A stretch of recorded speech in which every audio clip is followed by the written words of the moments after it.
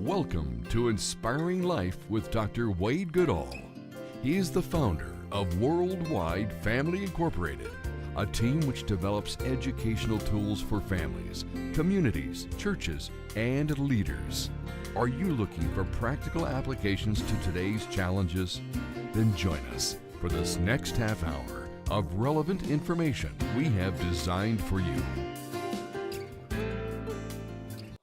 We want to talk about what is positive communication. I think everyone that's been married more than 2 hours understand what negative communication can be. Right. And so, but what is positive communication? And on our monitor here on our computer, we've got it, and you're going to get the same thing on the screen at home. But what are some of the priorities that will strengthen your marriage with positive communication?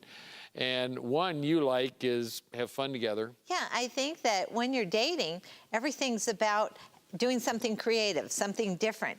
Let's go horseback riding on the beach. Well, married couples need to think that way too. Let's get together. When we're traveling to that business appointment, let's stop and do something fun. And there's sights along the way that you can always see when you travel. There are things in your town that you can always do. Many of them don't cost any money. Just walking arm in arm around at the mall or on a trail, or just, riding bikes together. Some of those things, watching a sunset, like to say, honey, I do this all the time. In the morning, we both are very early risers, and we live in Colorado Springs, gorgeous Pikes Peak right outside our window. And I'll call you up all the time. Come and look at the sunrise. Right. Because it's just stunning. And I do it, don't I? You do. And it's stunning how beautiful it is, but that's completely free. Right. And then usually you stay up and you linger and we talk and we talk about, something that wouldn't it be fun to go on one of those trails on bikes or something? And it kind of is a connecting point. Let's go out for an ice cream and look at the beach or something. Have fun.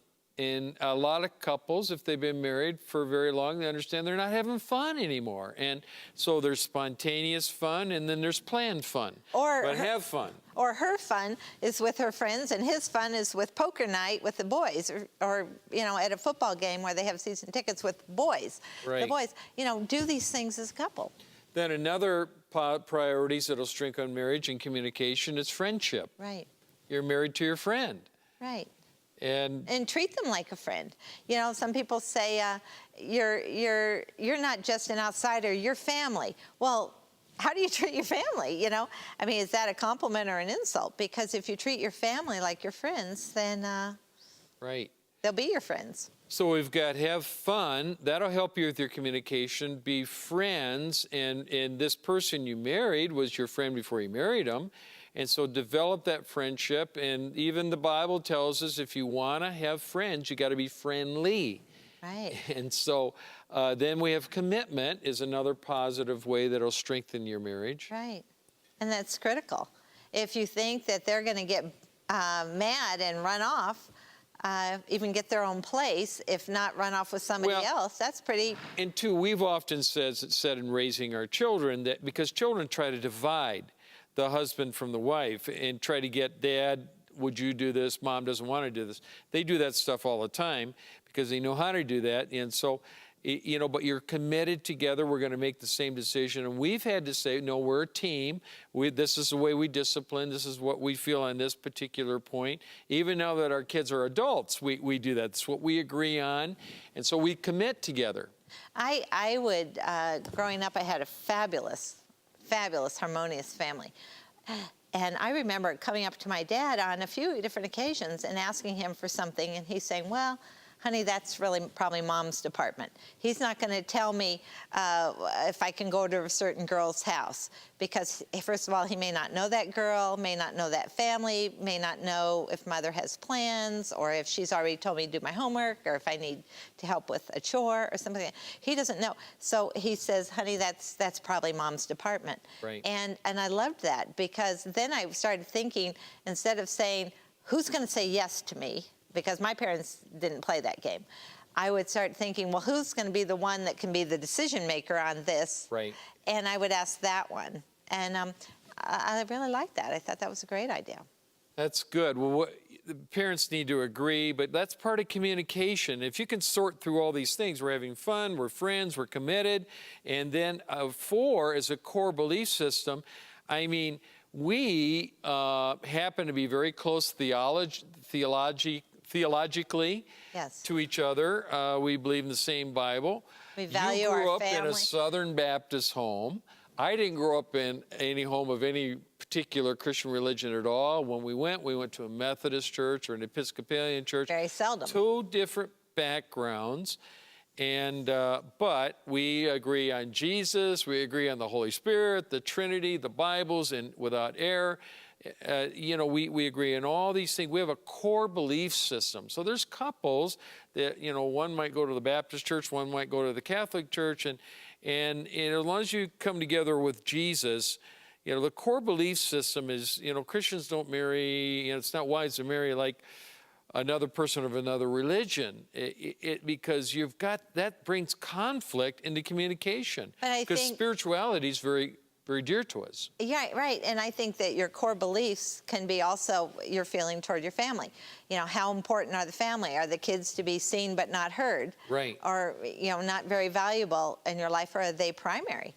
And a primary goal is to raise very strong, healthy children in our home. And so that's another core belief. Finances, you know, not being in debt. And some of those things are very, ruin a lot of marriages. Yeah, and we really applied Ramsey's rules in our home, and we got out of debt probably 4 years ago. I mean, we downsized everything, but I remember one credit card, it was because of medical reasons, not because of stuff we were buying. We knew it would take us 3 or 4 years to pay off, but we said, we're going to pay that off, we're going to cut it up. And we got all of that paid off. We purposed to do that, become debt-free, and we did.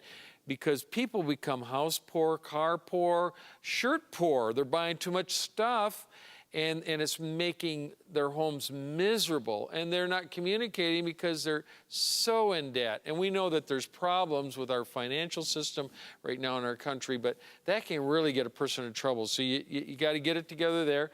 And then the physical intimacy. Communication about physical intimacy. Yeah. You know, we're men and women. Sexuality happens in marriage, and you got to talk about these things. This is part of being married. Right. You've got to understand each other's needs and preferences, and I guess, and just how to be there for each other in the ways you need to be there. And physical intimacy is critical in a marriage. And we believe that people can be sexually active until their 90s. And there's a lot of Bible about it, but a lot of good Christian books that talk about that topic. That's all part of communication and building a strong marriage. And then the whole idea, by the way, the challenges of physical intimacy and in marriage is usually anxiety and acceptance. We're anxious about something, or we don't accept each other, and that can mess that relationship up. And need to forgive is absolutely critical. I think that if you kept a record of wrong, which the Bible tells us not to do, you know, one person shouldn't be saying, well, I can list 15 things you did to me yesterday or the day before or a month or a year or 5 years. And you're like, you shouldn't be able to. I don't even want to go into that, you know, get over it. We need to be good forgivers. Someone said to us, how do you make a great church? We say a lot of great forgivers. And how do you make a great home? It's 2 great forgivers. And then if you have children, 3, 4, 5 great forgivers, because we make mistakes, we're human. And all this is part of how to build healthy communication in your marriage. But these factors that we've been talking about that's on your screen, you write them down and make these priorities. If you do these things, it'll build a healthy marriage. But you got to concentrate on them. We don't learn how to do this overnight. It's a process. It's something you work on all of your married life.